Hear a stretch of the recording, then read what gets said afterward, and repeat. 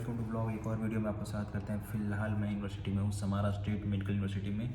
और आज हम बात करते हैं कि रशिया में एडमिशन लेने के लिए आपको किन सब चीज़ों का ज़रूरत पड़ती है, कैसे प्रोसेस होता है और आप कैसे एडमिशन ले सकते हैं। तो सबसे पहले बात करते हैं कि रशिया में एडमिशन लेने के लिए आपको किन सब चीज़ों का ध्यान होता है। जैसे वीज़ा हो गया, इन्विटेशन हो गया, यूनिवर्सिटी हो गई, ट्यूशन फ़ी, हॉस्टल फ़ी किस बंदे के थ्रू कराएं, तो इन सब चीज़ों का ध्यान रखते हैं। So let's begin from here. फिलहाल मैं बात करता हूँ, सबसे जो पहला टॉपिक होता है कि जब भी आप रशिया में एडमिशन लेते हैं तो जो पहला प्रोसेस होता है कि आप बेस्ट यूनिवर्सिटी को चूज़ करें। बेस्ट यूनिवर्सिटी को चूज़ करने के लिए कुछ क्राइटेरिया हैं जो कि आपको दिमाग में रखना है। सबसे पहला चीज़ ये है कि यूनिवर्सिटी जो है प्रॉपर इंग्लिश मीडियम में होना चाहिए, फर्स्ट ईयर से लेकर लास्ट ईयर तक। मतलब इन द सेंस अगर बात करें कि फर्स्ट ईयर में अगर इंग्लिश मीडियम में स्टार्ट हुई है तो सिक्स्थ ईयर में भी आपका इंग्लिश मीडियम तक ही होना चाहिए। ऐसा ना हो कि कुछ इंग्लिश में पढ़ा रहे हैं, कुछ रशियन में पढ़ा रहे हैं। वो आपका बहुत बड़ा इंपॉर्टेंट चीज़ों को ध्यान में रख के ही आप यूनिवर्सिटी को चूज़ करें। दूसरा चीज़ ये है कि यूनिवर्सिटी वेरीफाइड होना चाहिए, जैसे एनएमसी हो गया, जीएमसी हो गया, और उसका जो वर्ल्ड रैंकिंग है वो काफ़ी अच्छा होना चाहिए। क्योंकि जब आप यूनिवर्सिटी चूज़ करते हैं और उसका वर्ल्ड रैंकिंग अच्छा नहीं होता है, एनएमसी जीएमसी से वेरीफाइड नहीं होता है, तो वो भी आगे जाकर आपको प्रॉब्लम क्रिएट करता है वो।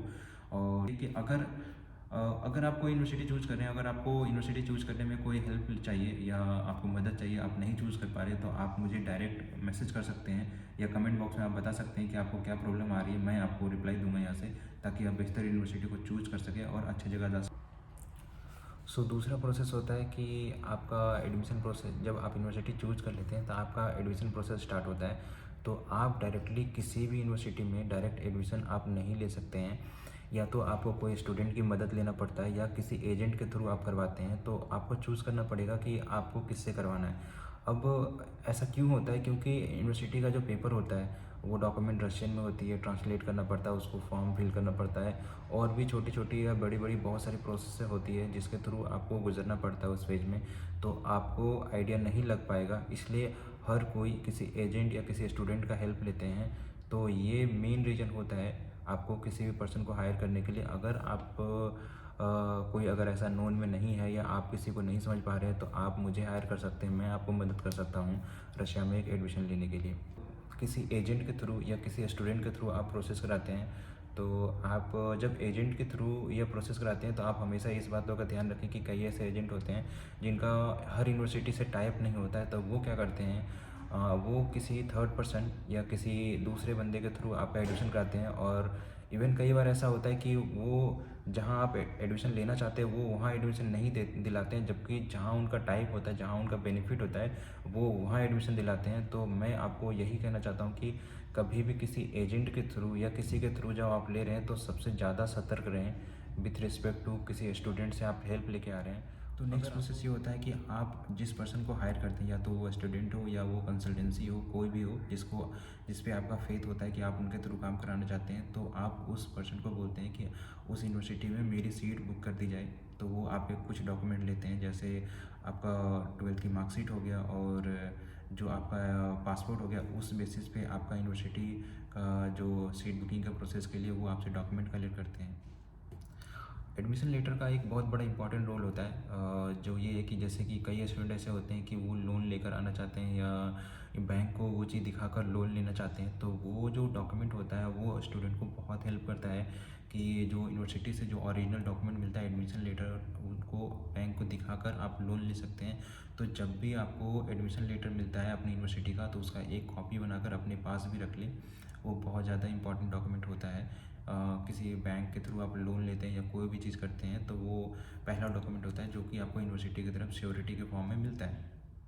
नेक्स्ट प्रोसेस होता है कि इनविटेशन लेटर। इनविटेशन लेटर आपको यूनिवर्सिटी तब देती है जब आपको यूनिवर्सिटी बुलाना चाहती है, या कि जैसे कि आपका जो स्टडी है वो स्टार्ट होने वाला होता है, क्लासेस आपके स्टार्ट होने वाले रहते हैं, तो आपको इनविटेशन लेटर यूनिवर्सिटी की तरफ से प्रोवाइड की जाती है, जिसके बेस्ड पर आप जो आगे अपना फर्दर प्रोसेस स्टार्ट कर सकें। अगर यूनिवर्सिटी की तरफ से आपको इनविटेशन लेटर मिल जाती है, जो एजेंट या स्टूडेंट या कोई भी चीज़ है जिसके थ्रू आप प्रोसेस करा रहे हैं, तो वो आपको वो इनविटेशन लेटर देते हैं। आप उस बेसिस पे आप अपना पासपोर्ट के साथ लगाकर आप जो इंडियन एम्बेसी को देते हैं, ताकि वो आपका वीज़ा इशू कर सके रशिया के लिए, आप स्टडी के लिए जा सकें।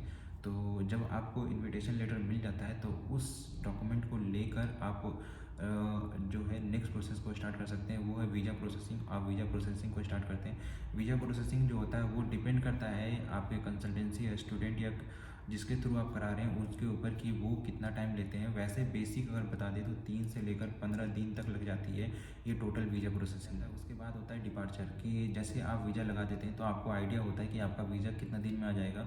तो आप क्या करते हैं, अपना फ़्लाइट को शेड्यूल करते हैं, या जो आपके साथ जो एजेंट है या स्टूडेंट है जिसकी मदद से आप रशिया जा रहे हैं, तो वो आपको बताते हैं कि आपका जो फ़्लाइट है वो कब बुक होना है, कैसे जाना है आपको, किस डेट से आपको फ़्लाई करना है। तो उसकी जो प्रिपरेशन होता है वो स्टार्ट होता है, फिर आप रशिया के लिए फ़्लाई करने के लिए प्रिपेयर होते हैं। सो नेक्स्ट प्रोसेस ये होता है ऑन अराइवल। जब आप अराइव करते हैं रशिया में, तो जो जिसके थ्रू आप एडमिशन लेते हैं, या जो भी स्टूडेंट हो या एजेंट हो, तो उनके टीम मेंबर से एक पर्सन आपको रिसीव करने के लिए एयरपोर्ट पे आते हैं।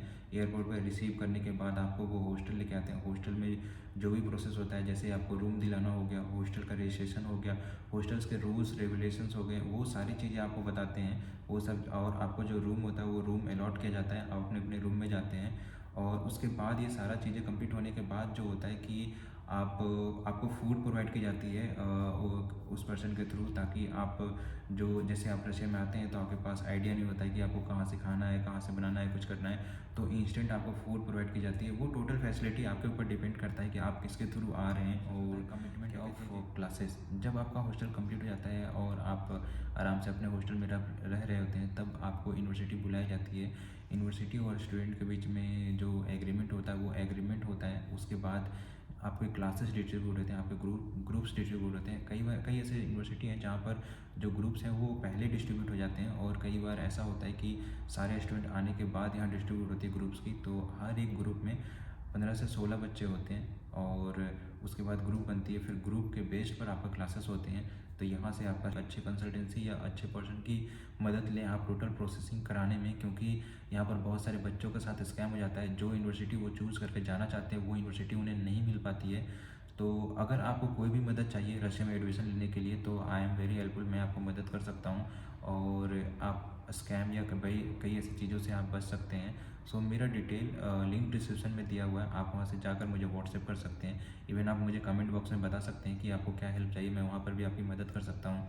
So thank you for watching this video informative रहा होगा। आई होप आपको ये वीडियो अच्छा लगा है, तो प्लीज़ लाइक, कमेंट और सब्सक्राइब करें और शेयर करें मेरे चैनल को। So see you in the next video.